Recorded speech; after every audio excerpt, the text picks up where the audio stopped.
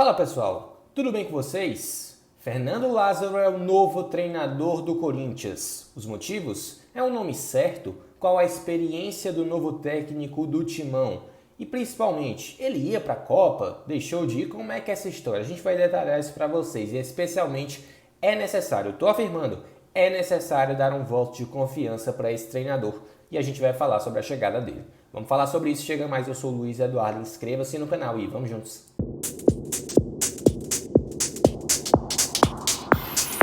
O negócio é o seguinte, Fernando Lázaro, né? Primeiro, esse aspecto que a gente vai tratar aqui com vocês, os motivos da contratação desse treinador, né? Que na verdade nem treinador.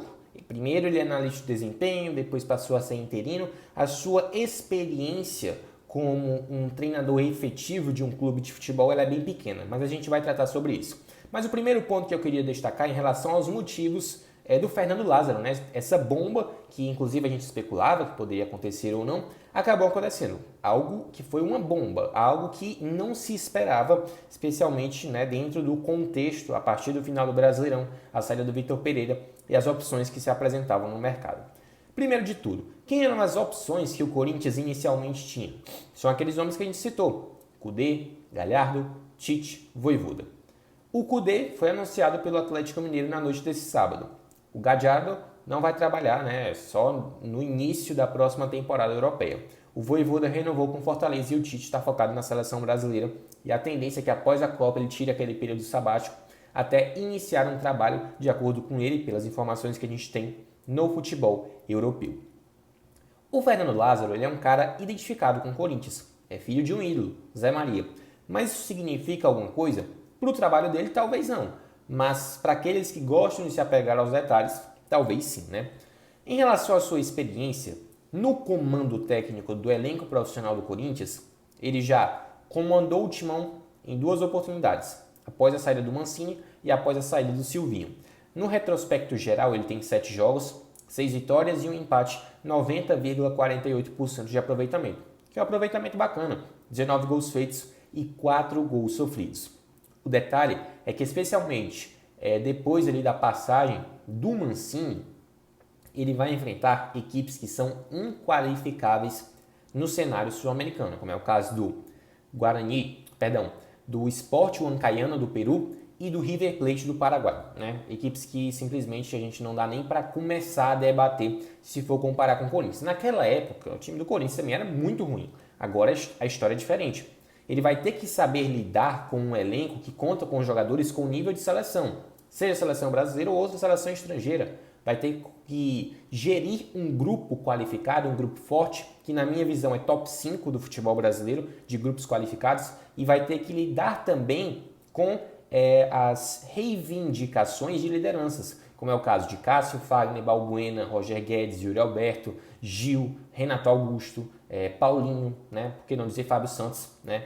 E a gente tem que também traçar aqui o panorama para saber como também esse treinador vai lidar nos momentos de crise. E aí fica a grande questão. O Fernando Lázaro era mesmo o nome certo? Era mesmo para o Corinthians se apressar tanto a ponto de trazer um cara que é uma completa incógnita, que literalmente é 50-50?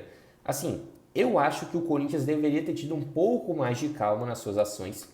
É claro que a pressão por títulos, a pressão por um novo treinador, para se estabelecer um novo trabalho, ela acontece não só no Corinthians, mas em outros clubes de massa no futebol brasileiro e mundial.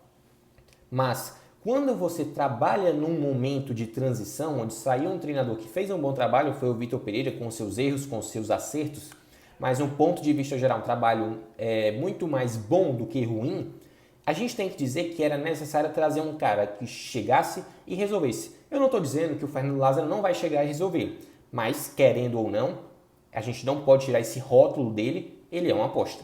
E ele pode estar seguindo, digamos, uma métrica, uma fórmula semelhante àquela que foi feita com o Fábio Carille, em que o tal do Carille foi campeão brasileiro, tricampeão paulista, né? Conseguindo algo que o Corinthians, com um time bem mais limitado do que tem hoje, conseguiu um feito histórico, campeão brasileiro, com direito a um turno invicto, aquela história toda que a gente já sabe.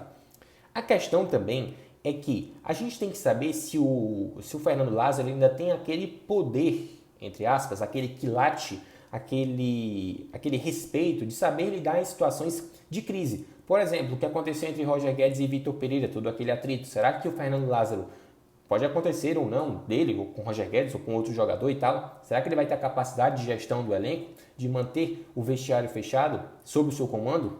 Isso a gente tem que ver. Mas a gente também tem que ressaltar aqui que ele é um cara que, como analista de desempenho dispensa comentários, não à toa foi chamado para integrar a seleção brasileira e ser um dos analistas dos adversários da equipe do Tite. E, por sinal, ele foi lá para Turim, pessoalmente para a Itália, e acabou pedindo dispensa da Copa do Mundo justamente para assumir esse novo desafio, que é o Corinthians. A verdade também é que ele vai ter um salário bem menor daqueles outros nomes que se especulavam.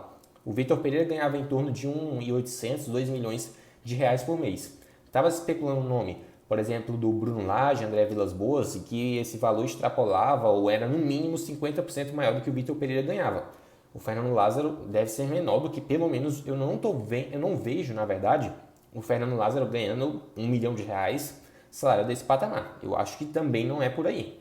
E esse investimento menor que está sendo feito com esse treinador, que é uma aposta, a gente não pode tirar isso mais uma vez, pode ser convertido em investimentos no elenco, em carências, como a gente cita. Lateral esquerdo nos momentos que o Fábio não puder jogar, esse cara atuar, mais um volante, mais um meia, outro ponta, um reserva para o Yuri Alberto, comprar o Yuri Alberto. Então esses detalhes a gente tem que citar aqui. Mas a gente também tem que ver que um cara, ele não vai chegar assim à toa se não tiver um voto de confiança. Ele nunca vai para frente se não tiver uma confiança, o aval, o apoio da diretoria, da torcida, do grupo de jogadores. Da diretoria, com certeza, ele deve ter. Do grupo de jogadores, deve ter a partir do momento em que se inicia a temporada e a gente vai ver como vai ser o desenrolar. Da torcida, eu percebi uma divisão completa. Tinha muita gente falando, vamos apoiar, beleza.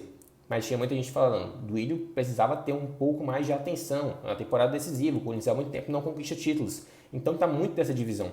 E claro, essa divisão é natural por um nome que não é experiente, por um nome que não tem um currículo vasto de títulos e ao mesmo tempo é um cara permeado de incerteza, como a gente já citou.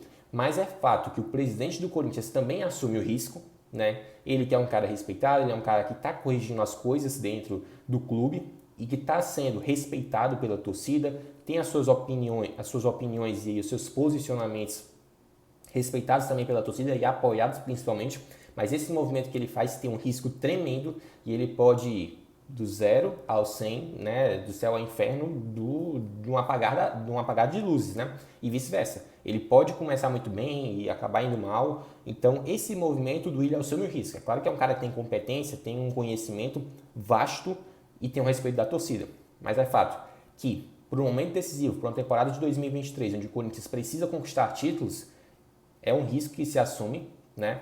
E ele traz um cara que é analista de desempenho, técnico interino, mas treinador permanente, é um risco que talvez o Corinthians corre e assim com muito risco mesmo. Não é um risco calculado, é um risco que talvez, se não der certo, tenha consequências irreversíveis e comprometa a temporada como um todo. Então, na minha opinião, Fernando Lázaro não era o nome ideal, não era. É um cara que não tem experiência, mas eu me propus, né, em respeito ao profissional, à história dele, a dar um voto de confiança. Não é o meu nome preferido e passou longe disso. Eu acho que existia um caminho, um traçado mais simples. Tite, Kudê e tal. Não aconteceu. Vem o Fernando Lázaro e a gente precisa dar um voto de confiança para esse cara que fez um bom trabalho nas suas missões passadas, agora vai para uma totalmente diferente, onde o nível de exigência é lá em cima. Pressão, em momentos de crise, ele vai precisar saber gerenciar isso. E num espaço curto de tempo, no estalar de dedos. Então a gente tem que dar esse voto de confiança ao Fernando Lázaro e a gente fica na expectativa. Vamos trazendo mais informações em relação ao novo treinador do Corinthians, bastidores e tal. Ele pode indicar novos nomes, vai participar do planejamento e a gente tem que ficar atento a esses movimentos. Mas é fato que Fernando Lázaro é o novo treinador do Corinthians, um nome permeado de incertezas, mas é o treinador do Timão para 2023. E aí, o que tu achou desse nome? Fernando Lázaro. Concorda, discorda? Deixa aí tua opinião sobre o novo treinador do Timão. Se tu tinha algum outro nome, também pode deixar aí nos comentários. Deixa o like nesse vídeo, te inscreve. Tamo junto e misturado. Eu sou o Luiz Eduardo e eu volto na próxima. Valeu!